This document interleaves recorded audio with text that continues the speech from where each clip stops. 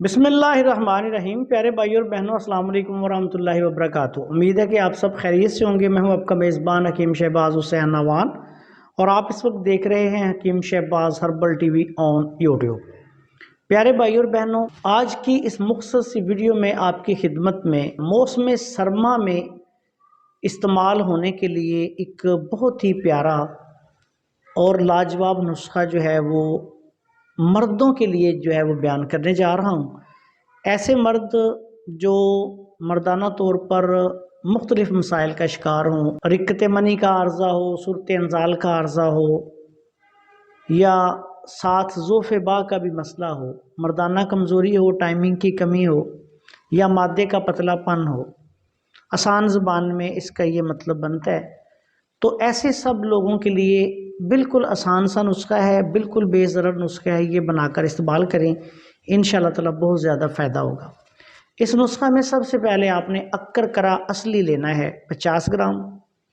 उसके बाद आपने मूसली सफ़ेद जो है वो इंडियन 1 नंबर लेनी है, वो भी 50 ग्राम। सालब मिस्री वो भी 1 नंबर 50 ग्राम लेनी है। सालब पंजाब ये भी आपने 1 नंबर लेना है। मार्केट में आजकल ये 2-3 किस्म का आ रहा है।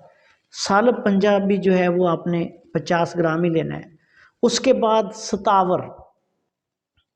सतावर जो है वो साफ़ सुथरा पाउडर आपने इसका नहीं लेना। सतावर जो है वो लकड़ियाँ सी होती हैं, ये ताज़ा लेके साफ़ सुथरी, ये भी 3-4 किस्म का मैंने मार्केट में देखा है। अच्छा सतावर ले लें, ये भी आपने 50 ग्राम ही लेना है।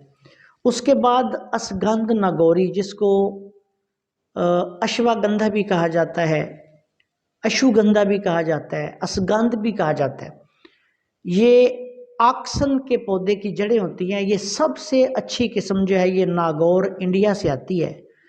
तो ये भी आपने अच्छी क्वालिटी की असगंध लेनी है 50 ग्राम। उसके बाद आपने ज़ाफ़रान जो है, ज़ाफ़रान खालस लेना है, वो आप 20 ग्राम लेंगे। अब इन तमाम अद्वियात को आपने पाउडर बना लेना है। पाउडर बनाने के बाद जितनी ये दवाएं हों, जितना पाउडर बनेगा उतनी ही आपने कूज़ा मिश्री जो है वो इसमें शामिल कर लेनी है। कूज़ा मिश्री जो है ये जो शुगर के मरीज़ हैं वो इस्तेमाल ना करें। जो शुगर के मरीज़ नहीं, वो लाजमी तौर पे इस नुस्खा में जितना ये नुस्खा बनेगा उतनी कूज़ा मिश्री शामिल कर लें। 1 चम्मच इसमें से दवाई सुबह शाम खाली पेट आपने 1 गिलास गर्म दूध में डाल के इसको हल करें और थोड़ी देर में जब दूध का टेम्परेचर नॉर्मल हो जाए, ये आपने दूध में हल करके ये दवाई पी लेनी है सुबह और शाम खाली पेट।